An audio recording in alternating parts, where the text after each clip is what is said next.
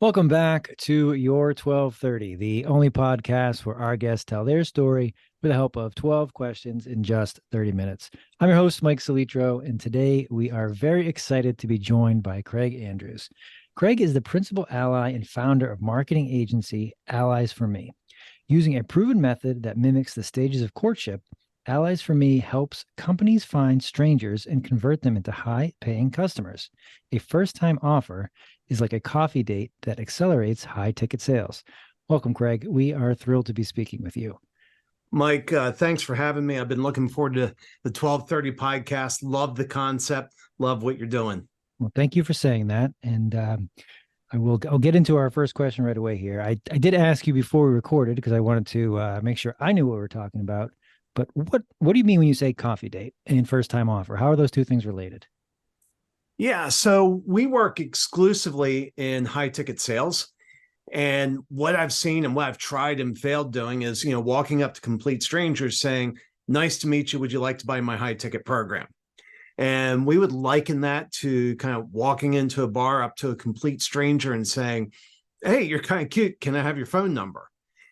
So we think there should be a coffee date, which is sort of a super low ticket offer that, like stupidly cheap, below the level that anybody ever has to approve, below the level that anybody has to think about. And it's a way of just kind of getting to know each other to see if there's something bigger and better in the future. So that makes a ton of sense. And using the bar and coffee analogies, you kind of set the stage for it. That might work every once in a while, but here's a proven framework that's going to work more of the times. Do you get any pushback from your clients saying, this is working for me. I'm okay with the 95 rejections to get the one okay, as opposed to using the first time offer to warm the relationship? It's interesting. The only people that get on the phone with me are people that have a revenue problem. And so usually at that point, they're fairly open to ideas. I work with a lot of people that don't necessarily love sales. They sell because they have to. And this is a process that's made for people who hate selling. Right? Do you love selling? I'm sorry? Do you love to sell? I do not. I suck at it. I'm absolutely horrible. And that's why I came up with this process. I was starving before coming up with it. I've, invest 15, 20, 30 hours into pursuing a prospect. And, had a hit rate of like 20% or something. It was horrible, and I couldn't do more. There just wasn't enough hours in the day. So now I'm fascinated. So you yourself, well, much like me, don't love selling, but you help other people sell their stuff, especially high ticket stuff. So how did you stumble upon this framework that mimicking courtship, as you say? How did you figure out that, hey, this might work, or I need to try this because what I'm doing right now is not cutting it? Well, fortunately, with this much history that we have behind us, everybody's tried something at least once. And years ago, there used to be Columbia House Records, where for one penny, you would get 13 albums. So if you're the type of person that wants to build a record collection, they'll get you 13 steps closer to your goal for one penny. So I put together an offer just like that, except not 13 albums for a penny, but something that I thought would work wonderfully, would bring in clients. They'd think I was a genius, and it completely failed. And my second first-time offer failed. My third first-time offer failed a little bit less. And what I learned over time, and it took about 18 months to sort of get something working, is if you're selling a complex service, which if you're doing high ticket, you're selling a complex service, you need a complex first-time offer to match that. So 13 albums for a penny or whatever it is that matches your industry, that's not going to get you to the high ticket. You need something that's a little more sophisticated, a little more structured. As much as you can share, what were those first couple of offers that failed? What did you build on to make the next one better? And ultimately, what worked? Yeah, so my first offer had two problems. One, it was a simple offer. The other is it was speaking to a pain that nobody knew they had.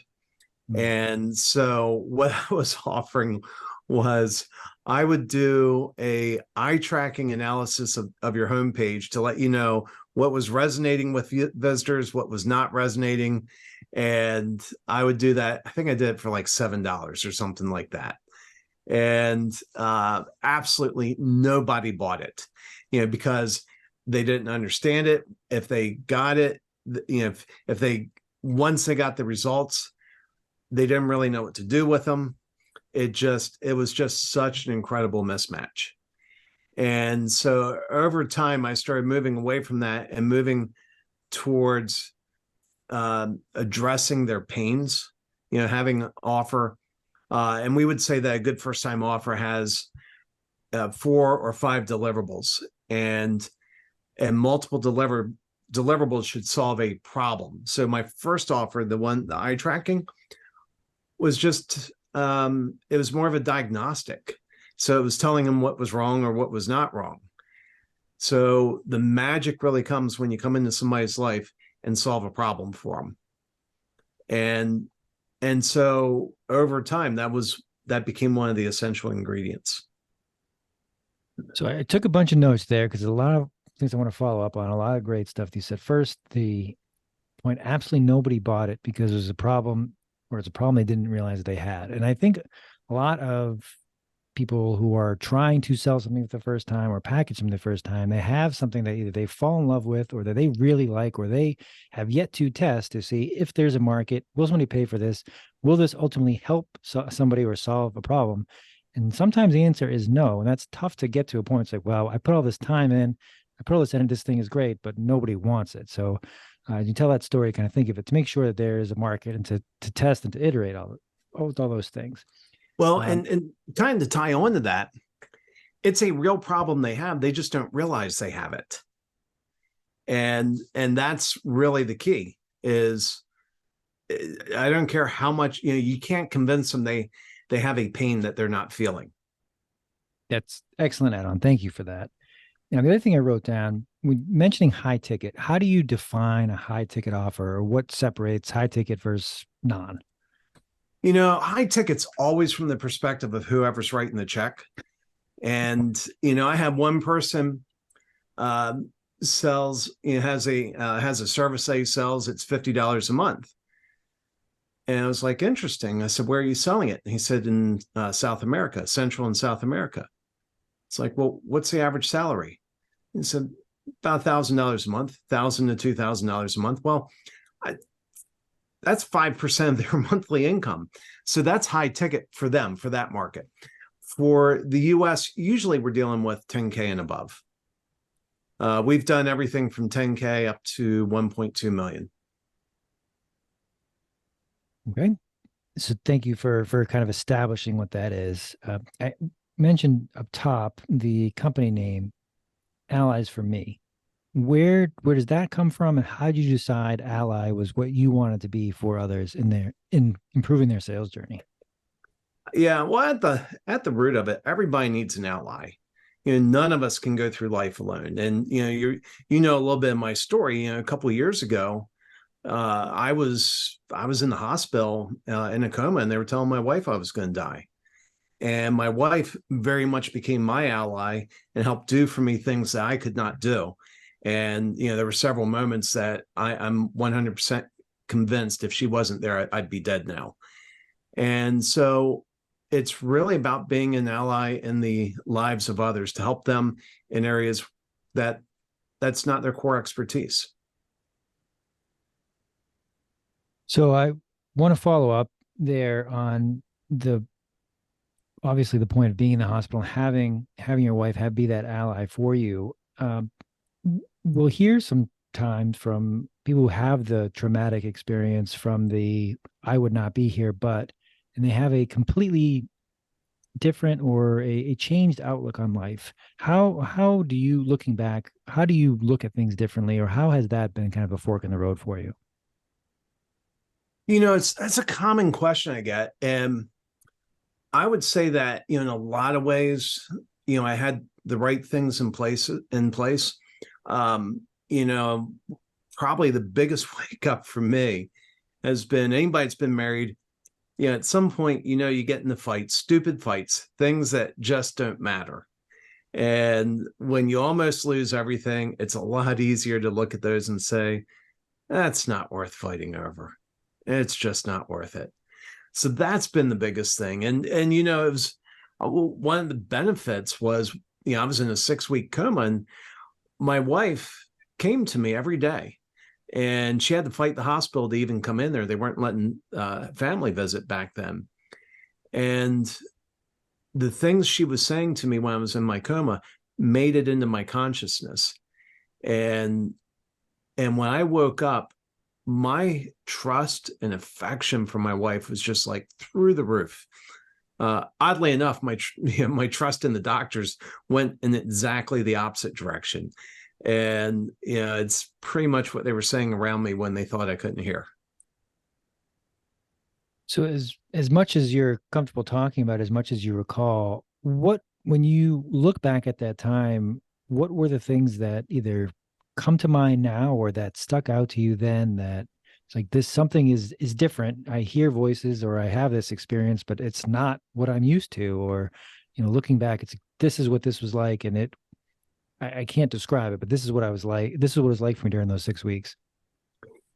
Yeah, so I use the term dream, but that's only because I don't have a better word. They weren't really dreams. It was kind of a place halfway between consciousness and unconsciousness.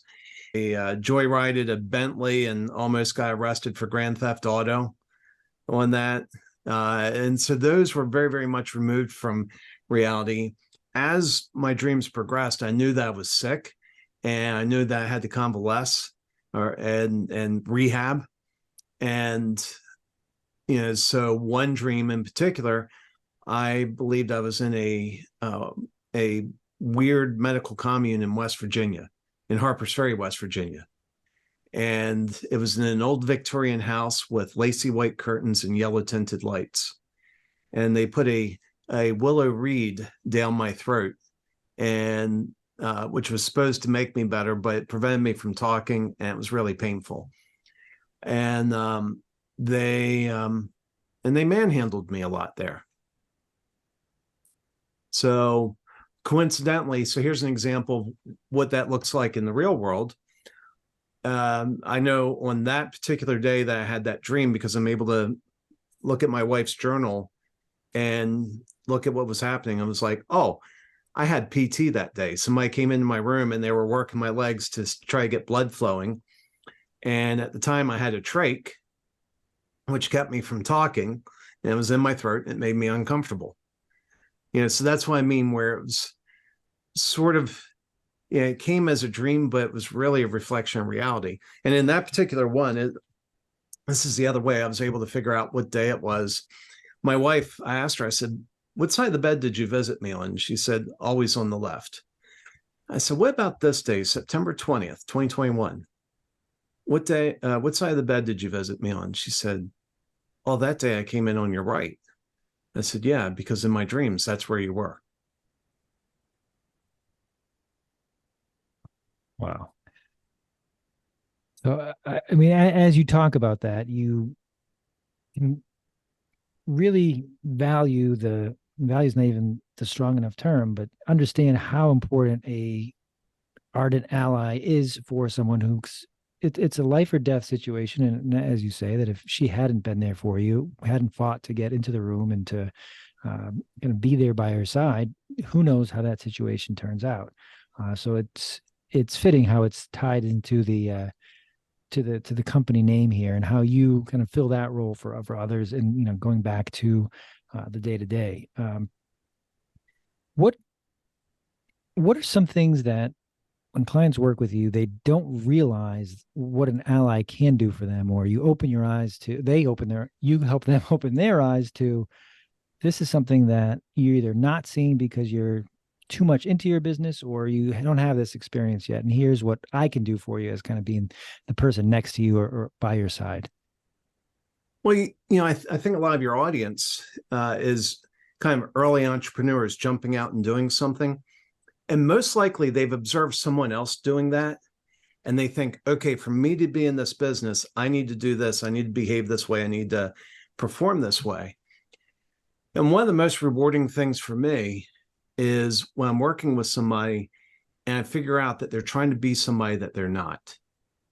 And I give them permission to be who they are. And I look at them and I say, look, there's other people that do that better. There's only one person that can be you, the absolute best, and that's you. And the thing is, don't worry about drawing clients that are attracted to that particular personality. Make clients fall in love with you. If you're pretending to be someone else and then they fall in love with someone else that's not you, well, eventually they're going to fall out of love with you when they find out that you're not who you presented yourself to be. That's really fantastic advice, because as you referenced, it's a competition of one. There's no one can, otherwise they are just doing an impression of you. So being yourself and being the best version is kind of your differentiator or your competitive edge. And as you say, it's hard to fake it, because even if you do a good job, at some point that comes to an end and they realize this is not what I thought I was getting, or you're not what you had sold. So I think that's a really good illustration of what that can do for people that you work with and people that have you by their side, to kind of help them see this is what you need to package and sell, because this is your one thing, or the one thing that someone can't take from you, or that you can't duplicate. Yeah.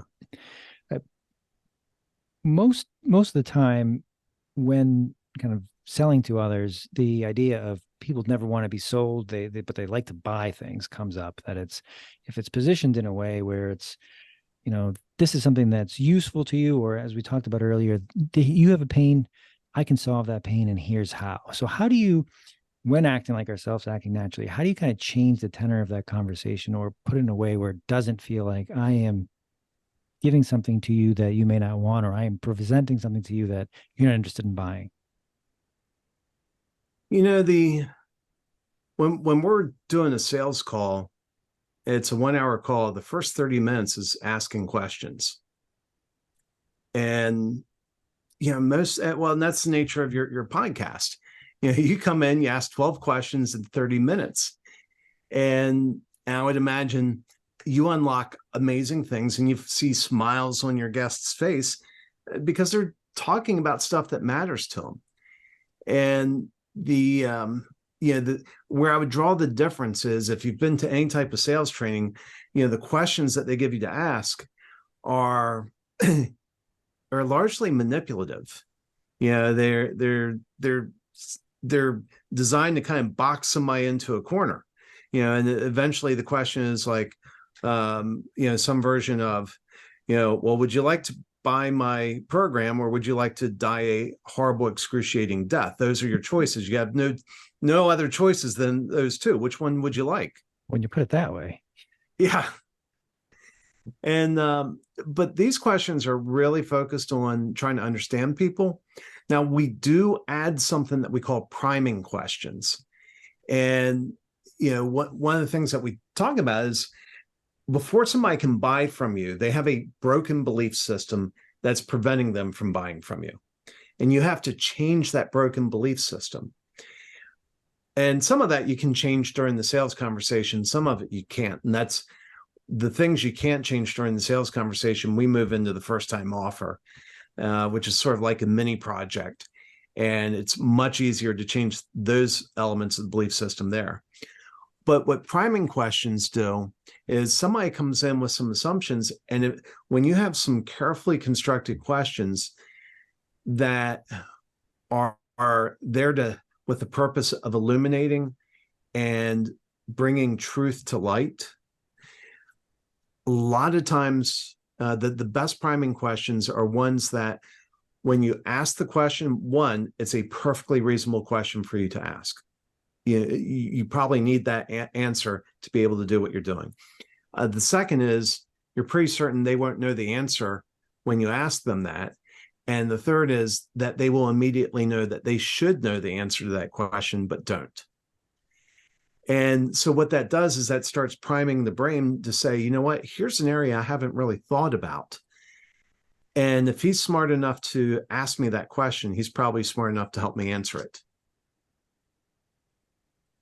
And that makes a ton of sense. And that's where this whole topic of kind of sales and sales methodology and language always kind of baffles me, that everything you've talked about so far is pretty common sense, especially when you compare it to the real life. I've met someone and I would want to take this to the next thing. A warm introduction is 9.5 times out of 10 better than going up to somebody blind.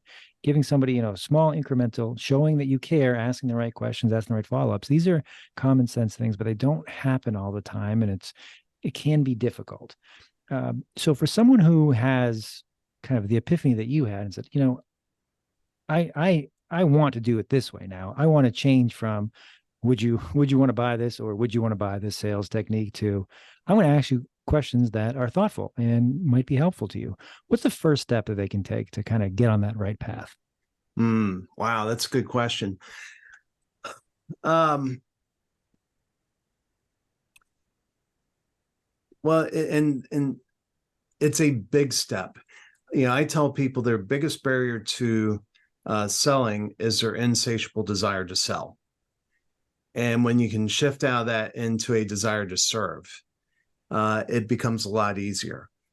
So for us, the answer is always, a first time offer. I tell my friends, I say, hey, I'm that annoying friend that comes up to you and says, hey, are you going to accept Jesus today? And are you going to build a first time offer? One will save your soul, the other will save your business. And I just think they're magical because they're incredibly powerful offers that when you present them in front of a qualified buyer, the only answer they're going to give is yes.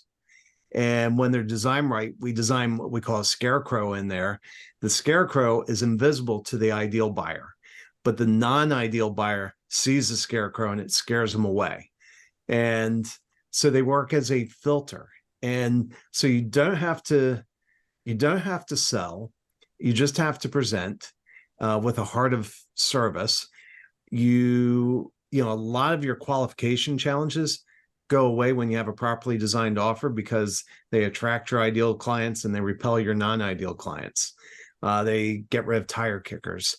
They get rid of all sorts of problems I've faced over the years. So, if I was talking to somebody who was just starting a business and had to sell, didn't like selling, I would say the first thing you need is a first-time offer for your business. So that's a good answer. And I have come myself 180 degrees on this. With the first time offer, that, I'm nervous to give anything away or discount anything or kind of show what I know, because this is proprietary to me. And if I can't have a first time offer because that's part of my package, that's part of my program type.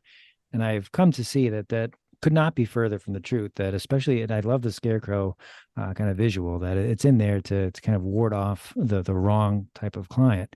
But if you have your first time offer, you just describe it, create it in a way that's a value, it's a sneak peek of what it's like, and it gives something that it resembles what the end product looks like.